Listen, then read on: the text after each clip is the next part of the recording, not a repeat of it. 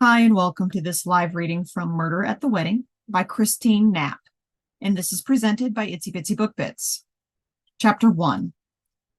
The first trimester of pregnancy begins on the first day of the last menstrual cycle and lasts until the end of week 12. Contrary to popular opinion, midwifery is the oldest profession, and I was getting older by the minute waiting for Christy Nelson to give birth. Christy had been in labor for a very long time.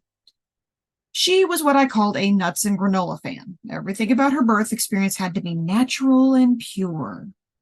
Christy had a long birthing wish list that began with dim lighting in the room, 100% organic cotton sheets on the bed, and minimal intervention in labor. It ended with Yanni's Live at the Acropolis playing during the birth. In some states, Yanni at a birth could be construed as child abuse. Now, with her labor at 26 hours and counting, both Christy and I were more than ready for her baby to be born. Christy was a first-time mother being induced at Creighton Memorial Hospital because of the baby's large size and the decreased amount of amniotic fluid seen on her last ultrasound. She strongly objected to being induced, but realized it was best for her baby. Still, she had fought every intervention tooth and nail. I had spent hours repeating midwifery philosophy to her and Leon, her type A investment banker husband. I had explained at length that I would keep their desires in the forefront, but frequently reminded them our goal was a healthy mother and baby. At this point, Christy had an epidural and was making progress, and even though the birth wasn't going totally according to their plan, they were rising to the occasion step by step. It was now 6:30 a.m. and the baby was beginning to crown. I estimated the weight to be a bit over 9 pounds. Christy, you're doing great. It won't be much longer. How much longer, Maeve? Very soon. Give me a time. By 7 a.m., we should have a baby. 7 a.m.? I can't, Christy wailed. With this, Robin, our veteran labor nurse, took over with a determined look. Come on now, Christy. Get ready. Deep breath, then push down. Push, push. Very good. Robin was short, with smooth dark hair, a quiet, unobtrusive presence who always kept her voice low, calm, and encouraging, which I appreciated. I disliked birth rooms that sounded like a football cheering squad had taken up residence. That's excellent, Christy. I'm going to scrub up now and get the room ready. I walked over to the sink and Leon quickly followed me. Remember, he said, dim the lights a bit more and I'll start the music. Don't forget that the baby needs to be put on her chest immediately. These requests are non-negotiable. I took a deep breath.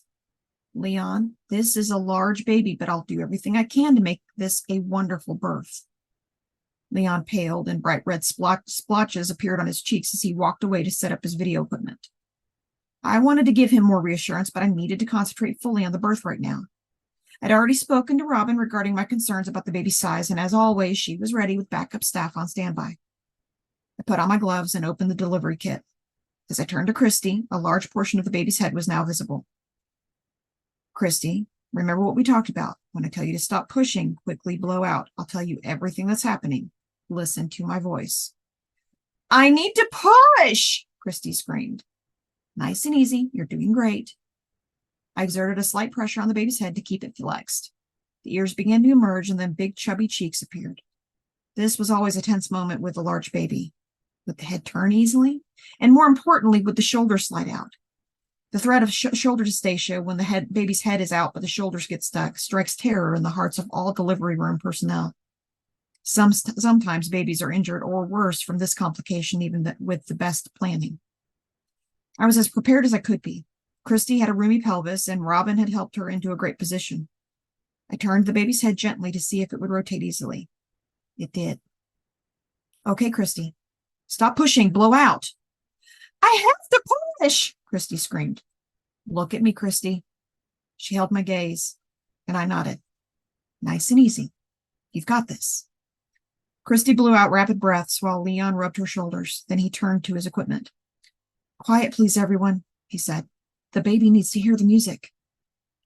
The electronic drone of a generic synthesizer filled the room. Robin gave a slight roll of her eyes and then gave me an inquiring look. I applied downward pressure to the baby's top shoulder and felt some resistance. The shoulders were a bit tight.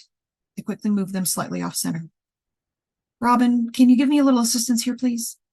Robin stepped into the stool she had placed beside the labor bed. She placed both hands slightly above Christy's pubic bone and gave me a steady downward pressure. Push now, Christy. One more strong push. Christy pushed and exhaled loudly while falling back on the pillows. The baby delivered slowly at first, making its way into the world by what seemed like fractions of an inch as I held my breath. Then the shoulders passed through the pelvis and the body began to come more easily. Finally, the legs and feet slid quickly out. It's your daughter. She's lovely, I told her and silently breathed a sigh of relief. Oh, sweetie, Christy cried. Leon burst into tears and kissed her. You both were amazing. Strong, strong work, I told them. Robin stepped down from the stool. Such a great team. Baby was a bit blue and not crying, but her arms and legs flexed well. Robin took her and placed oxygen tubing near the infant's face while gently rubbing her back. In typical fashion, Robin already had a warm blanket ready. Baby began to pink up immediately and let out a loud screech. Is she all right? Christy asked. She's perfect. She just needed a bit of air, Robin said as she placed the baby on Christy's chest. Here, you need to see her. Christy held Abigail gently and smiled as tears trickled down her cheeks. She has your hair, Leon. What's Abigail's APGAR score? A thoroughly disheveled Leon asked. The APGAR score, which measured the baby's general condition, was given at 1 and 5 minutes after birth. The score ran from 0 to 10 and measured heart rate, breathing, color, muscle tone, and reflexes. Robin, what do you give Abigail? I asked. I always had a nurse assign the APGAR score at my deliveries. I like to keep myself honest. 8. What? Not a 10? Leon sputtered. I took a point off for color and because she needed a whiff of oxygen. Abigail will get a 10 at 5 minutes. I can't believe she didn't get a perfect score. Maybe it was from the epidural. He turned toward me. I tried to reassure him. Leon, an 8 out of 10 is an excellent score. Abigail looks wonderful and she will certainly get a 10 at 5 minutes. I wanted to add that this wouldn't affect her chances of getting into Harvard, but kept my mouth shut. At least there was no episiotomy, Leon muttered. Christy was stroking the baby now and cooing. I finished my charting on the bedside workstation and I recorded the baby's weight and vital signs. Leon, the proud father, was already on his cell, alerting the world to Abigail's arrival. I hugged Christy goodbye and complimented her again on her strength and wonderful birth. She thanked me for my help through her tears. Then I left the room and wearily stretched. Outside, the birth suite was humming with the change of staff. I said good morning to a few regulars as I passed the nurse's workstation. Hey, Maeve, have a good sleep, Carl, the patient care manager, called as I passed by. Funny guy, I said, waving. Maeve, my traditional Irish name, was said in so many ways by so many people. I probably should carry a card that read Maeve, like brave with an M. After a quick shower in the locker room, I changed into my black jeans, a white tank, and a charcoal cotton jacket. The pants didn't quite reach my ankles, but finding tall pants wasn't always easy. I clipped my shoulder-length blonde hair into a twist and put on some rose lipstick and blushed to counteract my lack of sleep. I wanted to look at least a bit pulled together for my quick coffee date with my husband, Will. Not too bad for an exhausted midwife, I thought as I took a last glance in the mirror. Traffic was heavy on Main Street in Langford. Boston commuters were on the move and the omnipresent school buses were rolling. I pulled up to the Coffee Cup, housed in a remodeled Victorian house in the center of town. As I entered the cafe area, I spotted my older sister, Meg, holding court. Oh, great. I forgot today is real estate open house day. I didn't want to see her after a night call, so I slid into a booth and pretended to study my phone. Meg marched over to my table. Avoiding me, Maeve? Of course not. I gave a weak smile. Meg and I were both 6 feet tall, but she was model thin and this month a flaming redhead. 36 years old, she had an unbelievably well-adjusted 14-year-old son and lived in a lavish Tudor-style mansion on the shores of Langford Bay, courtesy of her uber-wealthy ex. She was also a very successful real estate agent and was well-respected by her colleagues and clients.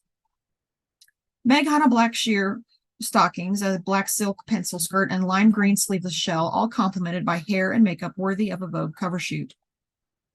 I know you're bringing life into the world, but really, Maeve, do you not own a hairdryer? It was a long night, Meg.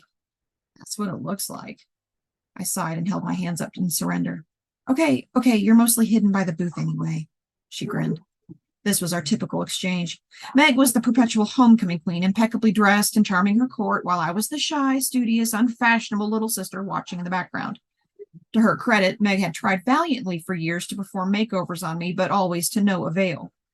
The latest fashion trends were just not my passion. We're about to tour homes, Meg gestured to her colleagues who were gathering their belongings.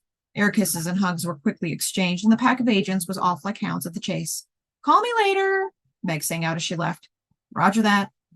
I sat and sipped my decaf mocha latte while engaging in some light people watching. Hey, beautiful. Will, my 6'4" husband, appeared next to me. He had a lean runner's body and a head of dark brown curls and was easily the best thing to ever come out of Langford. He was everything wonderful, kind, honest, and outgoing. He also hated golf and loved baseball and me. How had I gotten so lucky? Hey there, I kissed him. How was the night? The birth went well? As was typical with midwives' families, Will was well-schooled in centimeters, dilation, and prenatal testing. All's well that ends well, a healthy baby girl, and I'm so glad you suggested we meet for coffee. Will, aka William Charles Kensington III, had followed the family tradition of attending Yale, but upon graduation, he'd gone on to study culinary arts at Johnson and Wales. Afterward, he'd returned to Langford, where he'd opened a catering and bakery business to the eternal consternation of William Charles Kensington Jr., CEO of Oyster Cove Financial Services, one of the East Coast's largest private equity management firms. In 5 short years, Will had succeeded in making any event catered by A Time for All Seasons a highly prized ticket. I leaned against him and my entire body relaxed. Are you ready for the event? He asked. The event of the season was the wedding of Charlotte Whitaker, daughter of the chief of obstetrics of Creighton Memorial, to Brooks Hawthorne, which was to take place tomorrow at the country club. Just the country club, no other name needed. A Time for All Seasons had recently expanded to cater large events, and the Whitaker wedding, if all went according to plan, could really help promote the business. On the other hand, Will would have trouble repaying his sizable business loan if the reviews were less than fabulous. Will sighed and finished his mug of coffee. I believe I am. So much is riding on this wedding. If it's spectacular, it will be great for business. It will be great, I assured him. You only do great. Then I hugged him. I hope so. He finished his coffee and slid out of the booth. See you tonight, honey. I love you. Get some sleep. As Will pulled away in one of the company vans, I again wondered how he was so grounded and loving considering the rest of his family. But that's another story. Got into my trusty Jeep before sleep could overtake me and pointed the car toward home.